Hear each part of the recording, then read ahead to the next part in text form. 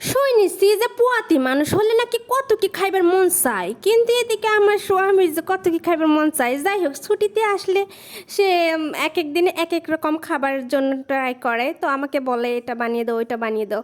তো তার হঠাৎ করে মন চাইলো, যে বললো যে আমসত্ত্ব খাইতে মন চাইছে। তো কি আর করার, আমি যখন খাইতে মন চেয়েছি তখন তো বানিয়ে দিতেই হবে।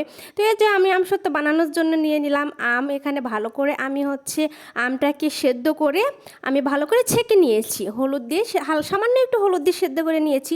তারপরে এই যে চিনির ক্যারামেল বানিয়ে নিলাম। চিনির ক্যারামেল বানিয়ে নিয়ে আমটা আমি দিয়ে দেবো, যেহেতু আমটা অনেক ঘন হয়েছে, যার কারণে আমি এখানে কোনো পানি অ্যাড করব না।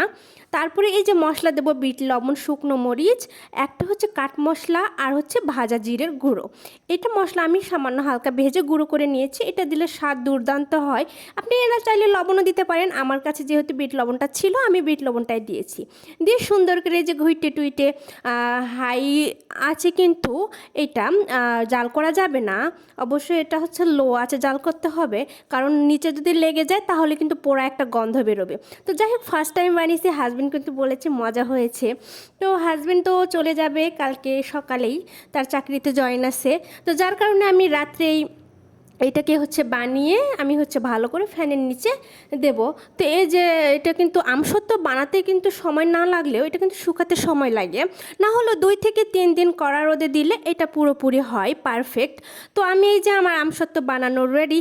তো আমি আমসত্ত্ব বানানোর পর এই যে স্টিলের একটা সুন্দর প্লেটে আমি সরিষার তেল মাখিয়ে নিয়ে এর মধ্যে দিয়ে দিলাম। এর মধ্যে দিয়ে আমি ভালোভাবে, যেহেতু একটাতে হচ্ছিল না, আমি আরেকটা নিয়েছি।